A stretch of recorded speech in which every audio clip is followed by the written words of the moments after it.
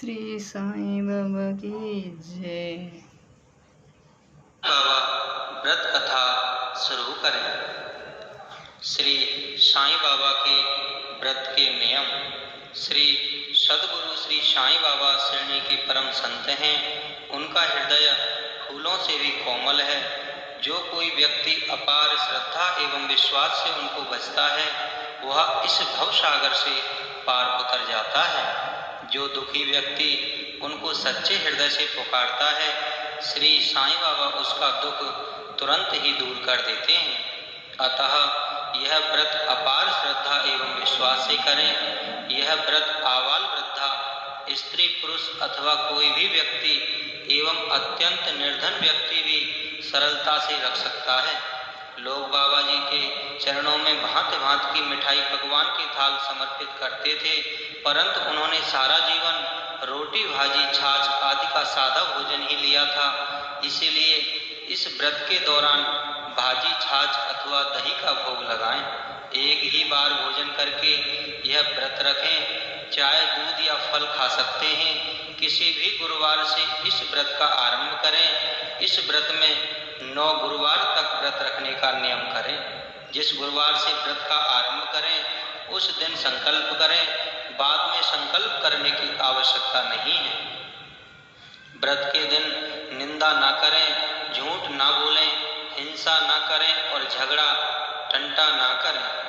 व्रत के दिन मन में श्री साईं बाबा का सततः स्मरण करें। व्रत का आरंभ करने से पहले श्री बाबा जी के श्री साईनाथ सिद्ध बीसा यंत्र के दर्शन करके फिर श्री साईं बाबा की स्तुति करें। ऐसा करने पर ही व्रत की फल प्राप्ति होती है। व्रत विधि समाप्त होने पर क्षमा याचना करें। व्रत में माने गए गुरुवार की संख्या पूर्ण होने पर व्रत का उद्यापन अवश्य करें और संकल्प छोड़ दें।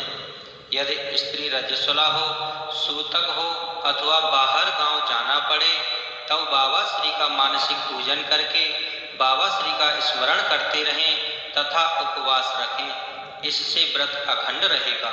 यदि भूल चूक से व्रत खंडित हो जाए तो फिर से व्रत करें, परंतु घबराना नहीं चाहिए। बाबा श्री किसी को दंड या सजा नहीं देते हैं। भूल चूक के लिए क्षमा मांगकर फिर से व्रत आरंभ करें। यथाशक्ति गाय अथवा कुत्ते को रोटी खिलाएं अथवा पक्षियों को दाना दें। बाबा श्री मनुष्य पशु पक्षी आदि में भेद नहीं रखते। उनके मन में सभी जीव समान हैं। बाबा श्री किसी भी रूप में पधार सकते हैं। इसीलिए व्रत के दिन भिक्षुक को कुछ न कुछ अवश्य दें, परंतु उसे ना कहें अथवा उसका तिरस्कार न करें। भूखों को अन्न तथा प्यासों को पानी देने पर बाबा श्री अत्यंत प्रसन्न होते हैं। व्रत का उद्यापन करके संकल्प छोड़ना आवश्यक है, तब तक व्रत पूरा हुआ नहीं माना जाता। उद्यापन के समय इस व्रत की 7, 9, 11, 21 अथवा यथाशक्ति संख्या में पुस्तकाएं बांटें ताकि बाबा के व्रत का अधिक से अधिक प्रचार हो सके। व्रत की विधि।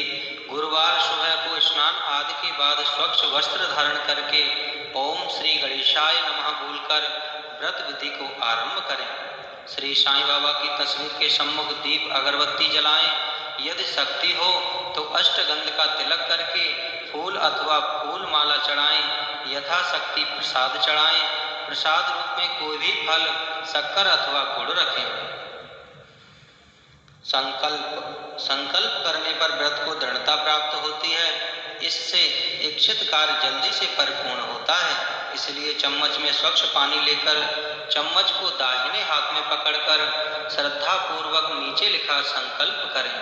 हे दयालु सद्गुरु श्री साईं बाबा, हे भक्तों के दुखों को दूर करने वाले, मैं आपकी जो समस्या हो अथवा कामना हो उसका उल्लेख करें के लिए आपका व्रत रखता हूँ। इस व्रत निमित्त मैं 9 गुरुवार तक आपका व्रत रखने का संकल्प करता हूँ। मेरा व्रत निर्विघ्न परिपूर्ण करवाइए। व्रत परिपूर्ण होने पर मैं व्रत का उद्यापन करूँगा। हे दयालु बाबा, आप मेरा दुख दूर कीजिए और मेरी इच्छा पूर्ण कीजिए। इस प्रकार कहकर चम्मच का पानी भूमि पर छोड़ दें। फिर साईं बाबा का मंत्र ओम श्री साईं नाथाय नमः बोलकर श्री साईं बाबा की उदी भस्म माथे पर, गले में तथा आंखों में लगाएं। फिर श्री साईं बाबा के श्री साईनाथ सिद्ध वीसा यंत्र का दर्शन करें और श्री साईं बाबा की स्तुति बोलें। बाद में व्रत कथा का पठन करें। बाद में ओम श्री साईं नाथाय नमः मंत्र को 11 अथवा 108 बार जप करें। अंत में आरती करके प्रसाद बांटें।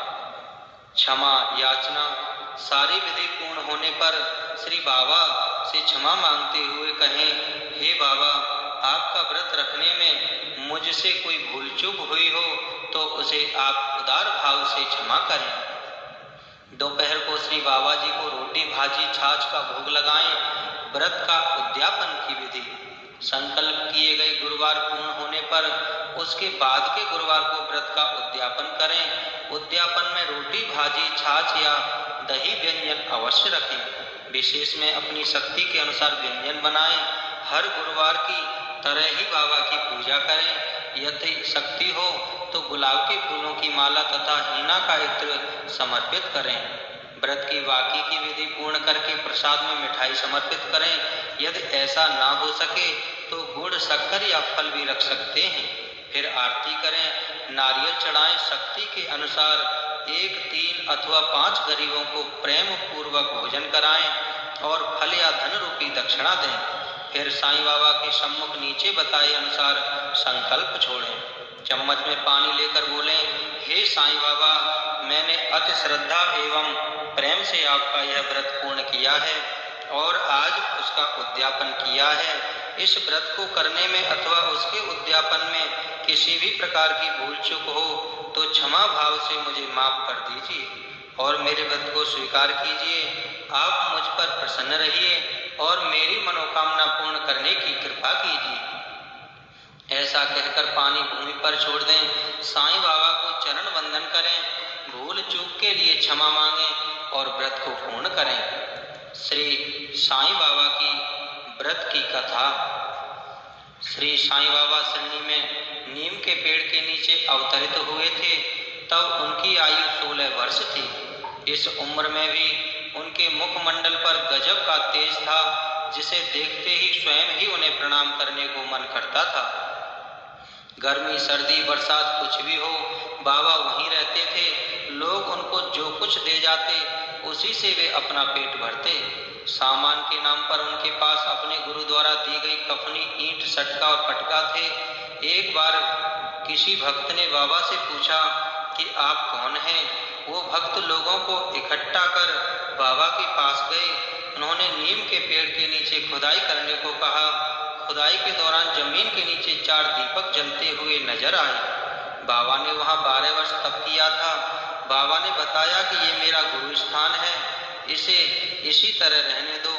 इसके बाद लोग बिना कुछ कहे वहां से चले गए और इसके बाद बाबा वहां दिखाई नहीं दिए। औरंगाबाद के धूप गांव में चांद पाटिल नामक मुसलमान रहता था। 2 महीने पहले उसकी घोड़ी खो गई थी। वह निराश हो अपने गांव लौट रहा था। तभी उसकी नजर पेड़ के नीचे बैठे बाबा पर पड़ी। बाबा चिलम फूंक रहे थे।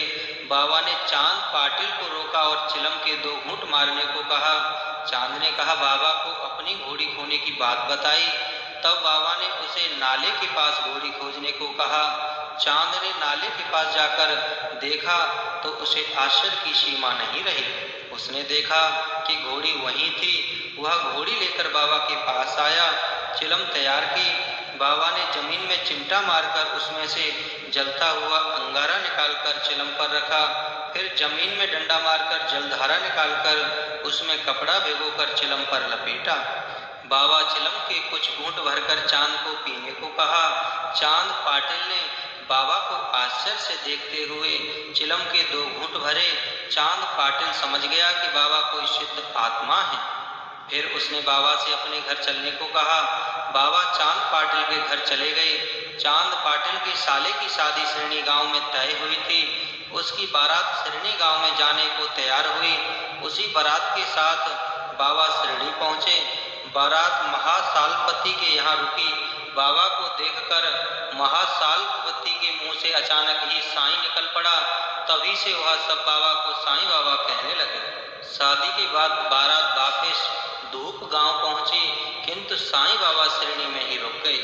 बाबा ने एक फूटी मस्जिद को अपने रहने का स्थान बनाया। बाबा ने उस मस्जिद का नाम द्वारका माई रखा। वहाँ हर रोज भजन कीर्तन व आरती होने लगी। बाबा के चमत्कारों को देख किसी ने भी उनका विरोध नहीं किया। किसी को कोई जानकारी नहीं थी कि वे हिंदू हैं या मुसलमान। एक आध जनों ने बाबा का विरोध किया, पर बाबा को देखते ही उनका विरोध गायब हो गया। वे भी साईं बाबा के भक्त हो गए। जब कोई भक्त बाबा से अपना दुख कहता तो वे कहते, अल्लाह मालिक। वे मस्जिद में रहते पर उसका नाम द्वारका माई रखा। बाबा हिंदू साधुओं की तरह पूजा अर्चना करते व धुनी रमाते, कभी मुसलमानों की तरह आयतें पढ़ते। इसलिए लोग ये निर्णय न ले सके कि बाबा हिंदू हैं या मुसलमान। एक बार बाबा ने बताया कि मैं हिंदू हूँ, मगर मेरा लालन पालन मुसलमान ने किया है। बाबा ने द्वारका माई में अखंड धुनी जलाई, जो आज भी विद्यमान है। उस उदी से आज भी लोगों का दुख दूर होता है। एक बार वहाँ के कोतवाल ने अपने किसी रिश्तेदार को बुलाकर बाबा के दर्शन हेतु चलने को कहा। तब रिश्तेदार ने कहा कि मैं मुसलमान के पैर नहीं छूता। कोतवाल ने कहा, मैंने आपको सिर्फ दर्शन के लिए बुलाया है। वे दोनों बाबा के दर्शन हेतु बाबा के पास पहुँचे। बाबा को देखते ही रिश्तेदार ने स्वयं ही उन्हें साष्टांग प्रणाम किया और भजन कीर्तन में भी शामिल हुए। वापस पहुंचकर कोतवाल ने रिश्तेदार से पूछा, आपको कैसा लगा? तब रिश्तेदार ने कहा, मैंने बाबा में अपने भगवान के दर्शन किए हैं। प्रत्येक भक्त को बाबा में अपने भगवान नजर आने लगे। कोई बाबा में श्री राम को, कोई खंडोबा महाराज, कोई कृष्ण मुरारी को, कोई संतोषी माता के दर्शन करता। जो जैसी भावना से बाबा को देखता वैसे ही बाबा को पाता। बाबा के लिए भक्तगण रोज तरह तरह के भोजन लाते, पर वे सारा भोजन दर्शन के लिए आए भक्तों में ही बांट देते थे और स्वयं भिक्षा पात्र लेकर घर भिक्षा में जो कुछ मिलता थोड़ा बाबा सेवन करते, थोड़ा गरीबों को देते तथा थोड़ा पशु पक्षियों के लिए रखते। बाबा ब्रह्म ज्ञानी, वे सभी प्राणियों को एक नजर से देखते थे। साईं बाबा सिद्ध योगी थे, अष्ट सिद्धि व नवनिधि के ज्ञानी थे। बाबा के दिल में सभी के लिए समान रूप से प्रेम भाव था। जो भी बाबा को सच्चे दिल में याद करता, बाबा उसकी सहायता करने वहाँ किसी भी रूप में पहुँच जाते थे। बाबा के भक्तों में तात्या कोते भी एक थे। तात्या कोते की माँ बाजे जाबाई का नियम था कि वह बाबा को भोजन कराने के बाद ही स्वयं भोजन करती।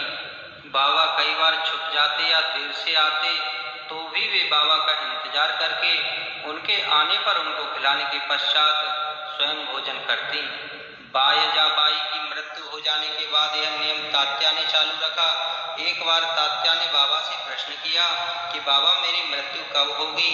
बाबा ने बताया, सम्मत 1840 की आश्विनी शुक्ल पक्ष की 10वीं को। तात्या को लगा कि बाबा मजाक कर रहे हैं, परंतु आश्विनी शुक्ल की 9वीं को तात्या को भारी बुखार हो गया। उसे लगा कि बाबा का वचन सिद्ध हो रहा है। वे मन ही मन बाबा का स्मरण करने लगे। विजयादशमी की प्रातः तात्या को बुखार उतर गया और बाबा बुखार से तपने लगे। सभी भक्तगण घबरा गए और बाबा से सेवा करने की अनुमति मांगने लगे, किंतु बाबा ने कहा कि अब मेरा समय आ गया है, मुझे जाना होगा। उन्होंने अपना शरीर त्याग दिया। बाबा तो अजर अमर थे, परंतु उनसे अपने भक्त का दुख न देखा गया और उन्होंने उसकी मृत्यु अपने ऊपर ले ली। बाबा ने कहा था कि मेरी अस्थियां भी मेरे जाने के बाद भक्तों का दूर करेंगी। आज भी कोई सच्चे मन से बाबा को भजता है तो बाबा उसकी सहायता करते हैं। बाबा आज भी निराकार रूप से श्रेणी में विद्यमान है। जो कोई मनुष्य इस साईं कथा को सच्चे मन से कहेगा या सुनेगा, उसकी सर्व मनोकामनाएं पूर्ण होंगी।